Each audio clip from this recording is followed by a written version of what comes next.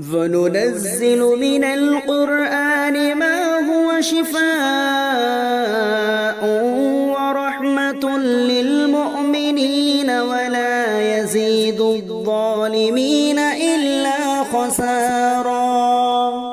السلام عليكم ورحمة الله وبركاته. الحمد لله وكفى وسلام على عباده الذين اصطفى أما بعد.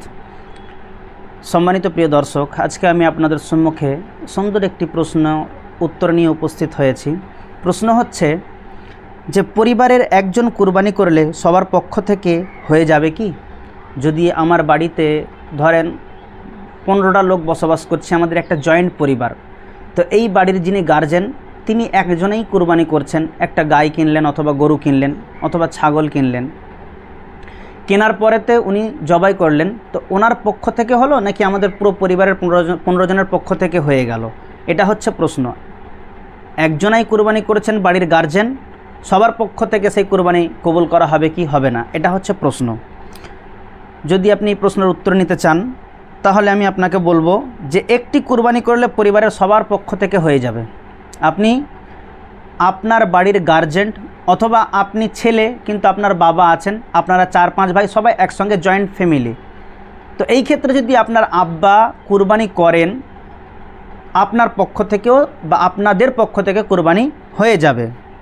তবে একটাই পরিবার থেকে একাধিক কুরবানিও করা যায়, এরও দলিল রয়েছে। কেননা নবী করিম সাল্লাল্লাহু আলাইহি ওয়াসাল্লাম সিংওয়ালা 2টা দুম্বা এবং 100টি গরু বা উট কুরবানি করারও প্রমাণ রয়েছে। যেমন আমি যদি আপনাকে বলি যে আপনি একা যদি কুরবানি করেন তো আপনার পরিবারের সবার পক্ষ থেকে কুরবানি হয়ে যাবে, তাহলে এই কথার দলিল হচ্ছে তিরমিজির হাদিস নাম্বার 1505 এবং ইবনে মাজার হাদিস নাম্বার 3147।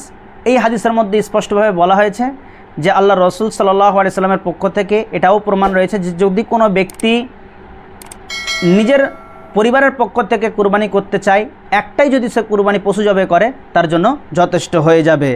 তবে একটার অধিকও একাধিক পশু, একটা পরিবারের পক্ষ থেকে একাধিক পশু আপনি কুরবানি করতে পারেন। যেমন নবী করিম সাল্লাল্লাহু আলাইহি সাল্লাম নিজ হাতে 2টি সিংওয়ালা দুম্বা কুরবানি করেছিলেন। উনি ওনার পক্ষ থেকে 2টো দিয়েছিলেন, একটা নয় 2টো দিয়েছিলেন। এর প্রমাণ যদি আপনি নিতে চান তাহলে আপনি সহিহ বুখারীর হাদিস নাম্বার 5564 এবং 65 নম্বর হাদিসটা যদি দেখেন তাহলে এটাখানে পাবেন এই কথার প্রমাণ যে আল্লাহ রাসূল সাল্লাল্লাহু আলাইহি ওয়াসাল্লাম নিজের পক্ষ থেকে 2টো দুম্বা সিং বিশিষ্ট বা সিংওয়ালা 2টো দুম্বাকে কুরবানি করেছিলেন।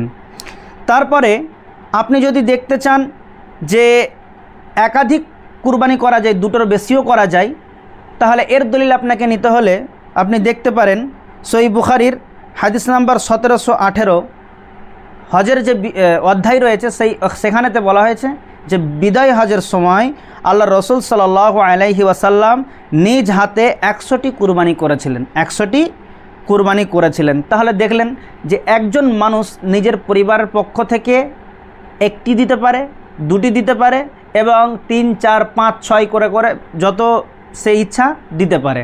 তাহলে এটা এমনটা নয় যে যেই ব্যক্তি কুরবানি করবেন কেবলমাত্র তার নামেই হবে আর অন্য কারোর নামে নাই, পরিবারের আর কারোর নামে মানে কুরবানিটা হবে না, এমনটা নয়, বরং সবার পক্ষ থেকেই কুরবানি হয়ে যাবে ইনশাআল্লাহ তাআলা। আল্লাহ সুবহানাহু ওয়া তাআলার কাছে দোয়া করি যে আল্লাহ তাবারাক ওয়া তাআলা কুরবানির মতো একটা মহত্ব ইবাদতকে বা গুরুত্বপূর্ণ ইবাদত থেকে যেন আমরা বঞ্চিত না হয়ে যাই। সকলেই কমপক্ষে একটি খাসি অথবা ছাগলের মাধ্যমেও যেন আমরা কুরবানি দিয়ে তোমার নৈকট্য লাভ করতে পারি, সেই তৌফিক তুমি আমাদেরকে দান করো, আমিন। আসসালামু আলাইকুম ওয়া রাহমাতুল্লাহ।